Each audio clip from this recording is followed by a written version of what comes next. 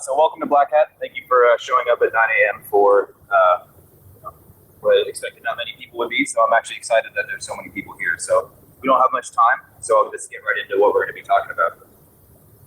So here's kind of an overview of what I want to go over today with you guys. Really talking about what is the problem that's my research is trying to address. Who is the bro? What is the ELK?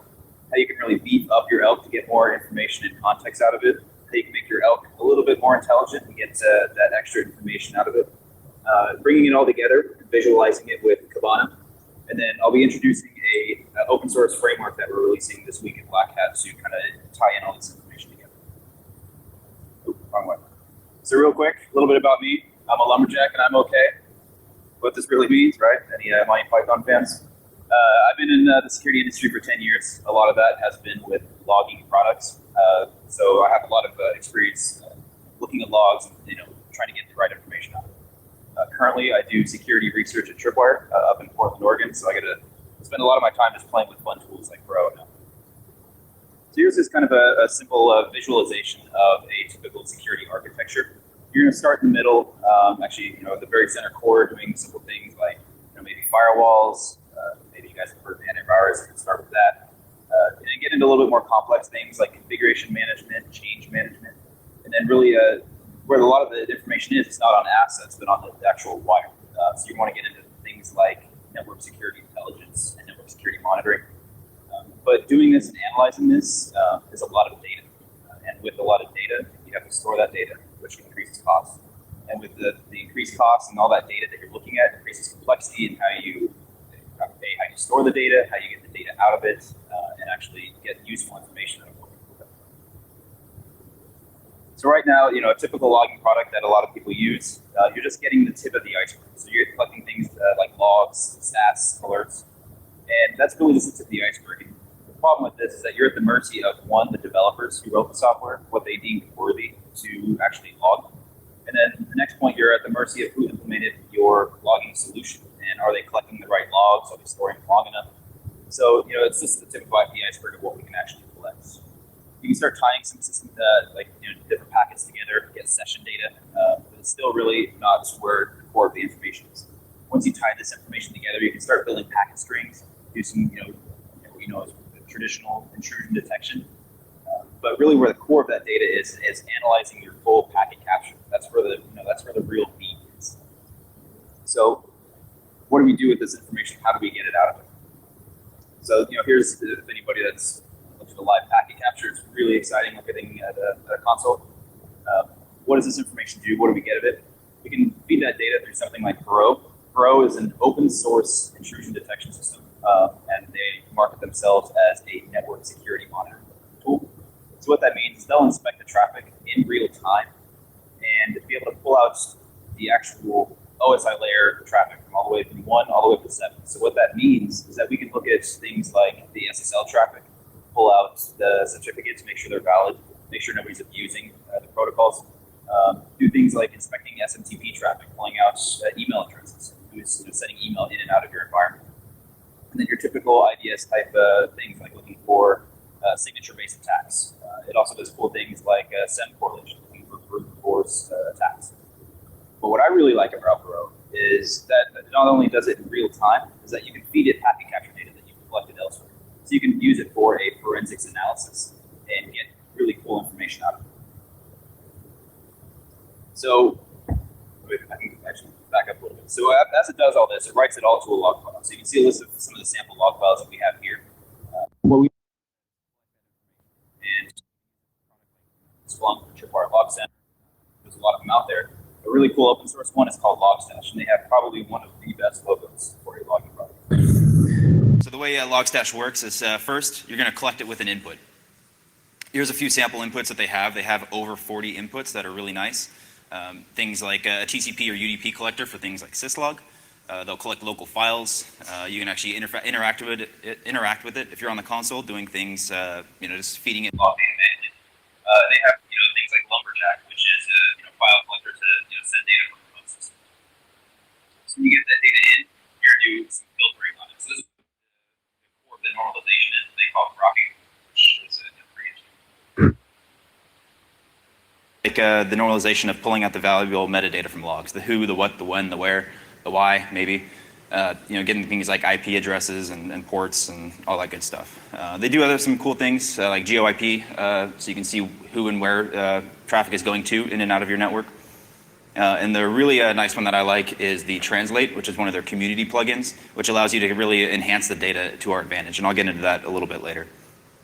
Then you got to put that data somewhere. So what they call the ELK stack is Elasticsearch, Logstash, and Kibana. So they were really tied into the Elasticsearch core. But they also do things like forward to syslog. They'll write to other traditional relational databases, email, PagerDuty. They have quite a few different outputs that you can send to. So I highly recommend you kind of look into what they have, so they can probably integrate into your existing tool set pretty well. So what do we got to do? So it's not just a one-time shot. We can use many of these. So you can do things like TCP collector, send it through quite a few different filters, and then output it to multiple different places, like Elasticsearch, and when show it to standard out to make sure you're getting that right information. So you can really mix and match and play with the ones that are to your advantage. And you get something that looks like this. This is Kibana.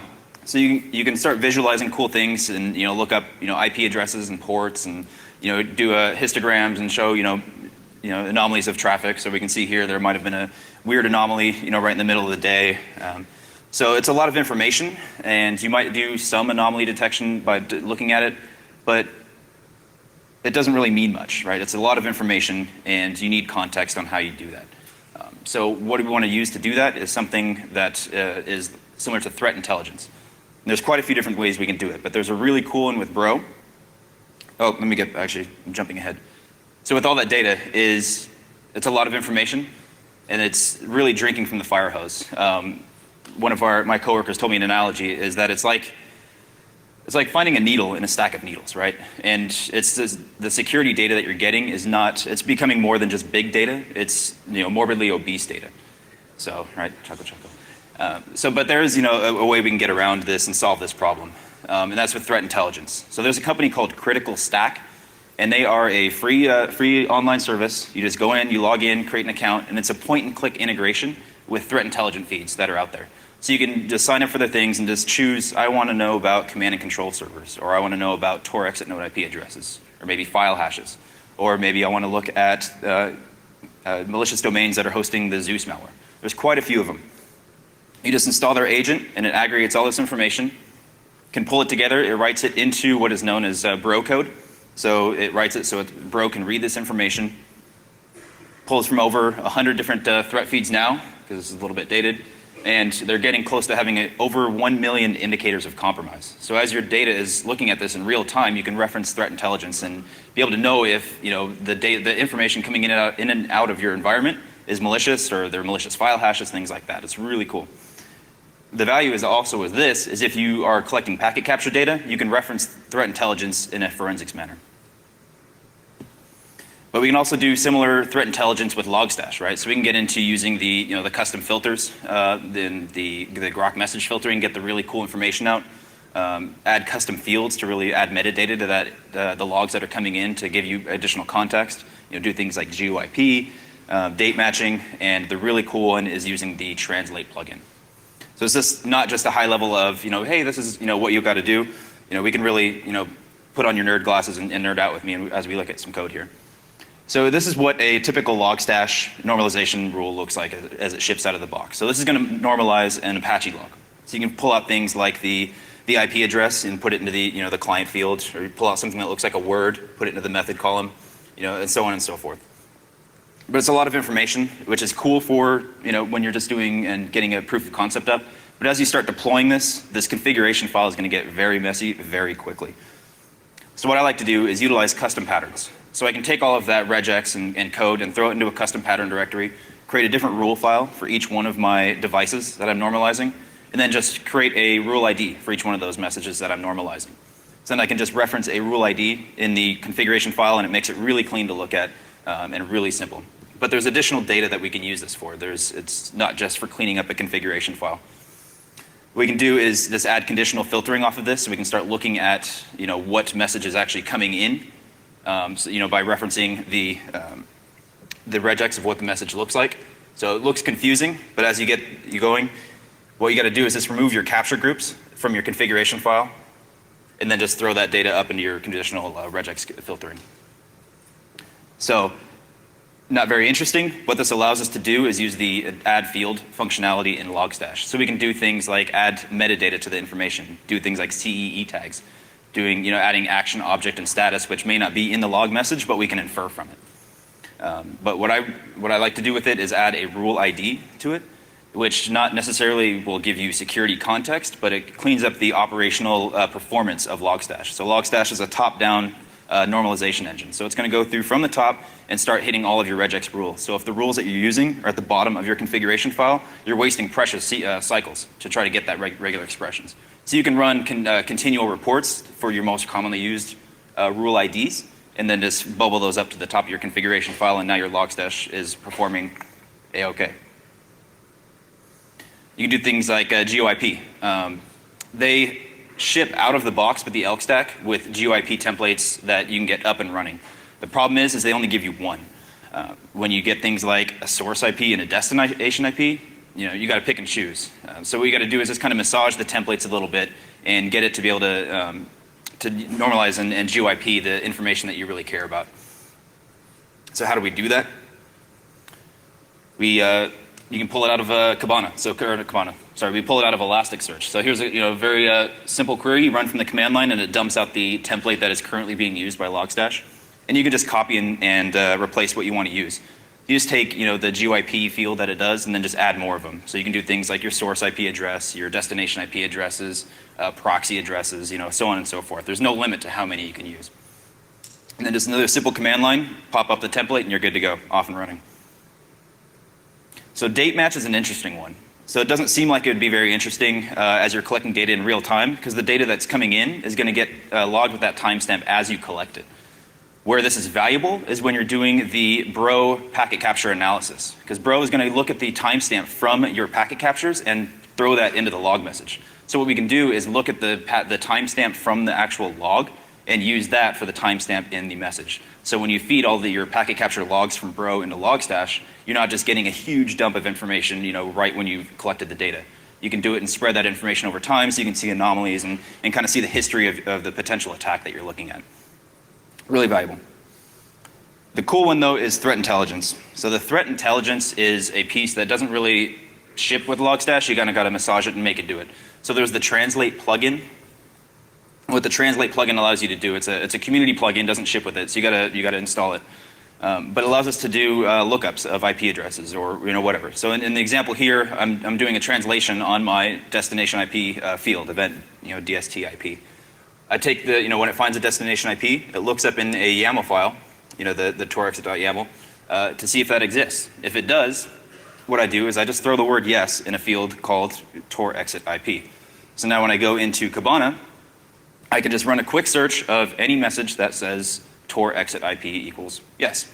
And this is done for any field. So I can do things like tor exit IPs and command and control servers, malicious file hashes, known phishing campaigns. There's really no limit to what you can do. You can do up to roughly 2.5 million signatures in each YAML file.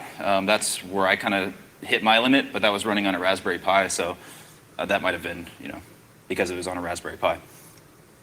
The cool thing is you can run scripts, collect this data, on a regular basis, normalize it into a YAML file, and Logstash will just re-index that YAML file every 300 seconds, every 5 minutes. So you can configure it if that's too much or too little. But just in real time, you can get this information for you out of threat intelligence. So what does that get us? Here is a standard output of a Logstash message. So this is a Bro message that I normalized using everything that I just talked about. So we got our things like our IP addresses. It's probably a little hard to see. Maybe I can use my mouse. So up here, we got our things like our IP addresses and our ports and all that good stuff. But here's where the valuable data gets out. So we get things like our CEE tags using the add field input or filter. We have our threat intelligence, knowing that this is a Tor exit node IP address or a malicious node IP address. And we get our GeoIP data. So we're really enhancing that data to give it additional context that we may not have had before. So before, when we were looking at Kibana and we just saw a bunch of IP addresses, what does that mean? we can start making it, be a little bit more valuable to us. Throw up geo-IP maps and see, all of the malicious IPs that are coming into my network, who are they talking to, and, what are they talking back from? So we can see, on here, maybe, your critical asset is, this big green pie chart, maybe that's your internal database and it's talking to malicious IP addresses. Red flag, right? So you're adding additional context to all of this information. Another input or another visualization of critical stack data. So this is the information that we're getting from critical stack. So instead of just looking at IP addresses, we're building that context around what we know is malicious or what someone is telling us is malicious. So it's all good. We're doing all this stuff in real time, which is excellent, right? We all want real-time detection. But the problem with that is, let's say your assets are talking to an IP address. We check it against our threat intelligence. It says, nope, it's not malicious, we're good to go. You're like, all right, I'm good, I'm safe. An hour later, that's a known malicious IP address or a known file hash. You've already done your real-time analysis. You don't know that you've been owned possibly. This is where our TARDIS framework comes in. So this is a open source tool. You can get it on GitHub. What it's going to do is, well, here's the acronym. Any Doctor Who fans, it's not the actual spaceship that we're doing. But what it's going to do is ingest IOC data. So that's things like STIX or Yara, being able to look at Cybox observables, things like file hashes, IP addresses, but also look at a vulnerability scan data. So we can tell you if, this is a known, from your threat intelligence, known malicious IP addresses, known, file hashes, things like that. But we can also build more complex stuff using, the STIX format from MITRE. So we can build things like, we know what this shell shock vulnerability looks like, let's go search for it. So you can take your vulnerability scan data, feed it through TARDIS, and be able to know if any of your assets have been exploited. So you can kind of think of it of, a Time Lord of all of your forensics log data, right? So instead of just real time, you can go back and look at it. And it's available here. It's on the Tripwire's GitHub page. You can go download it. I will be doing a demo of it at Arsenal a little bit later this afternoon if you're interested in seeing kind of a hands-on of how it works. So I'd highly recommend you can do it. So here's kind of a visualization of how it works. So for example, we're going to take a STIX or a Cybox observable, feed it into our TARDIS framework, search your log repository, whether that's something like TLC, Logstash, Splunk, anything that has an open API that we can call, do searches for remotely, and then just dump all that information out into a database. So, just to wrap up here, 3 key things that I want you to take away from today. Using network security monitoring with log is very powerful. You should definitely look at doing it if you're not doing it already. Using security tools with intelligence, specifically threat intelligence, whatever provider it would be, you should be doing. If somebody knows something is bad, you should be looking in your environment to see if it's there. So you can do that in real time, or you can also do it as a historical analysis. So, like I said, our code is on GitHub. On my GitHub page, the link is up here. There's going to be a few scripts available and tools. So you're going to have things like your Bro normalization rules for Logstash, a few scripts to pull threat feed data from the internet and format it into the YAML files so you can get that up and running, and a really cool script that will allow you to analyze a lot of packet capture data and feed it through the Bro IDS and pull those log files out intelligently. So that's all I had for you guys today. Open any questions if anybody has them. What do you use for your packet capture? You can use anything really. So you can use things like TCP dump, Ethereal, Wireshark, things like that. It's as long as it's in the normal PCAP format, then you're good to go. Have you heard of Time Machine? I have not. Definitely. Anybody else? No? Okay. Well, thank you guys.